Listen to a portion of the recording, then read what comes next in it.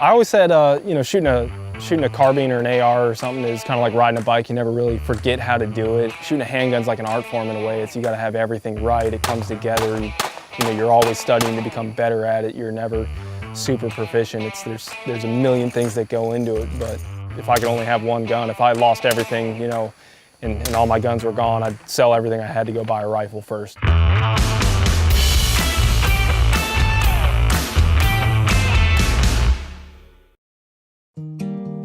You know, I started shooting at an early age. You know, grew up in a neighborhood, had some real close friends that got me shooting early on, and I think I was 12 when I got my first rifle for Christmas. Started shooting, you know, 22s growing up. You know, always infatuated with it. Always loved, you know, going to the range. Got a job working for a brass recycling company, shell casing recycling company called the Brass Exchange here in Atlanta when I got back home. And that kind of turned into shooting competitively again and got real serious. And Vail was kind of born at the same time I got back into that job. Started making gear, you know, about the same time I started shooting competitively again. So I think the first match I ever shot, I was running my own holster and everything at that time already. I've always been a hands-on kind of guy. I've always been artistic. I've always been, you know, I built a guitar one time. You know, I've always, you know, kind of dabbled in different things and constructing and making.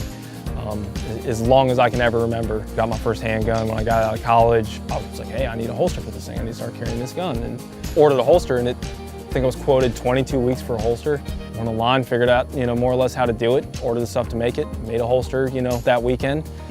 Terrible, ugly, hideous, but it worked. From there, I was just like, I can make something better. I can make something better. Next thing I know is that all my friends who, you know, I'm shooting matches with, I need something for my gun. You know, can you do this? Still working a couple jobs at the time, but it ended up turning into a business to where, you know, thousands of holsters, tens of thousands of holsters are made. We pride ourselves on how we make our holsters. Everything is handcrafted. That's where my heart lies, is making better gear than what's available. I always say the gear we made today is better than the gear we made yesterday. And that you know, I firmly believe that.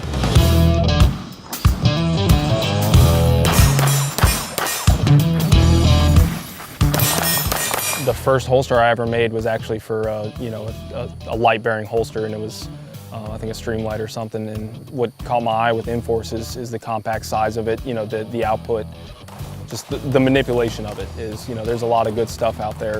You know, talking about handguns, there's a lot of good guns out there that are accurate, that'll run, that are built well, but they don't run right. You know, their shootability isn't there. It's just they don't manipulate like you'd expect them to, or as efficiently as you'd like them to. So that's kind of what got me on the INFORCE is, you know, went out and bought a couple of them and shot them. And it may not always be dark outside, but you know, there's a dark room somewhere. You know, having a light on a gun I think is imperative. You know, having a handheld is imperative.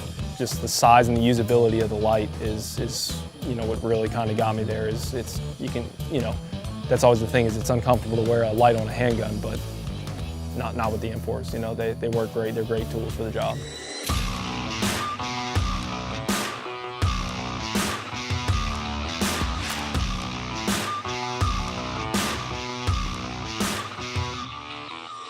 The breakdown in the mindset of the game is something people completely don't see or understand, is the complexity of these games, especially 3-gun. I mean, there's 3 guns, there's multiple options of each stage, you know, different ways to shoot each stage. It's, you know, knowing when to pick up, you know, when your loads are going to be and stuff like that. There's always an advantage of being in good shape, being conditioned, and, you know, being explosive in your movement. Basic, you know, lifting, conditioning, explosive movements, running, you know, anything you can do to kind of get an advantage up. And that's the thing, is I'm not the best shooter out there, but you know, sometimes I'm afforded an advantage by being a little bit quicker getting somewhere, you know, being a little more explosive out of a shooting position.